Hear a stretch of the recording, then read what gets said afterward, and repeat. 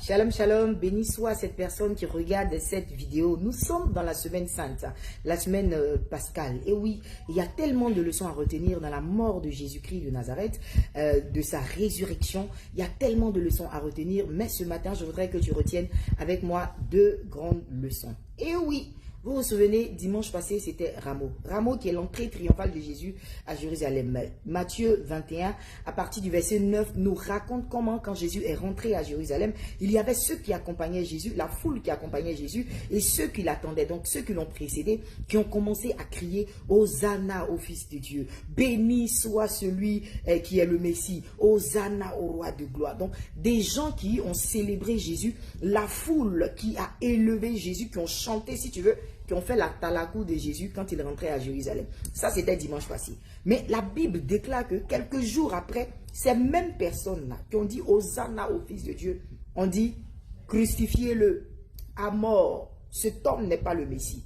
Première leçon à retenir. Bien-aimé, ne mets pas ta confiance en l'homme. Et oui, la même bouche qui te loue aujourd'hui peut être cette même bouche qui demain va te descendre. Est-ce que quelqu'un m'entend? Les mêmes qui avaient dit Hosanna au Fils de Dieu lorsque Jésus rentrait à Jérusalem, les mêmes une semaine après ou quelques jours après, ont dit à mort, crucifiez-le.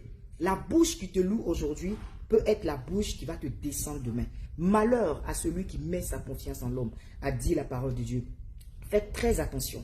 N'aime pas les acclamations. Ne t'habitue pas aux acclamations. Les acclamations, c'est bien. Les encouragements, c'est bien. Mais ne t'habitue pas aux acclamations. Au contraire, il faut aimer les reproches. Il faut aimer les réprimandes. Il faut aimer, dans ton cercle d'amis, avoir des personnes qui vont te dire la vérité. Oui, la vérité blesse souvent. Mais quelqu'un qui t'aime saura te dire la vérité. Quelqu'un qui t'aime ne va pas te regarder aller droit dans le mur. N'aime pas être entouré de personnes qui vont toujours dire tout ce que tu fais est bon. Oui, c'est ça. Tout ce que tu es en train de faire là. Des gens qui vont toujours t'acclamer, mais qui dans le fond savent que tu es en erreur, mais qui dans le fond savent que ce que tu es en train de faire n'est pas bon. Non, non. Aime t'entourer des personnes qui vont aimer te dire la vérité et n'aime pas mettre ta confiance en l'homme.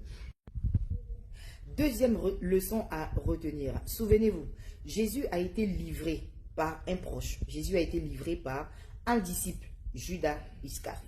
Jésus a été trahi, pas par quelqu'un qui était loin. Jésus a été trahi pas par les personnes qui en voulaient à la vie de Jésus. Jésus a été trahi par un disciple.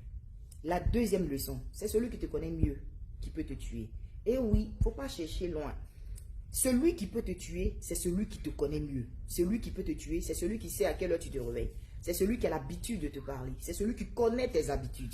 C'est celui qui sait comment elle mange, qu'est-ce qu'elle aime. Celui qui peut te tuer est forcément celui qui te connaît mieux. Dans toutes nos familles, il y a forcément un Judas. Dans tous nos groupes, il y a forcément un Judas. Dans toutes nos entreprises, il y a forcément un Judas. Bien-aimé, écoute-moi très bien.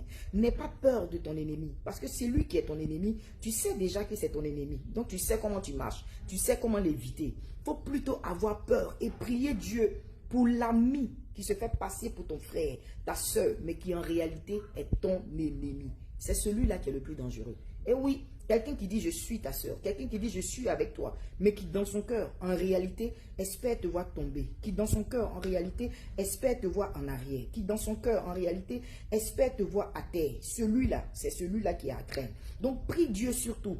Pour ceux qui disent être tes amis, que Dieu te révèle le cœur des personnes qui t'entourent. Que Dieu te révèle le cœur des personnes qui disent je suis avec toi. Judas était avec Jésus. Judas était celui-là même qui attrapait la bourse du Seigneur. Donc c'est lui-même qui gardait l'argent du groupe. Est-ce que tu comprends un peu? Ce n'était pas n'importe qui, c'était un proche. Donc les gens qui sont autour de nous, qui font comme si vraiment ce sont nos personnes. Des gens qui sont autour de nous, qui font comme si en tout cas, si toi tu meurs, moi je meurs avec toi. C'est de ces personnes-là qu'il faut plutôt craindre et prier pour que Dieu te montre le cœur de ces personnes-là. Parce que parmi ces personnes-là, beaucoup sont là juste pour leurs intérêts. Sinon, en réalité, ils ne t'aiment pas. Ce sont des personnes d'intérêt. Aujourd'hui, tu brilles, donc ils sont là. Aujourd'hui, ils peuvent prendre quelque chose de toi, donc elles sont là. Aujourd'hui, c'est parce que tu as un petit nom, donc ils sont avec toi. Aujourd'hui, il y a des gens même qui sont humbles. Humbles parce qu'ils sont pauvres.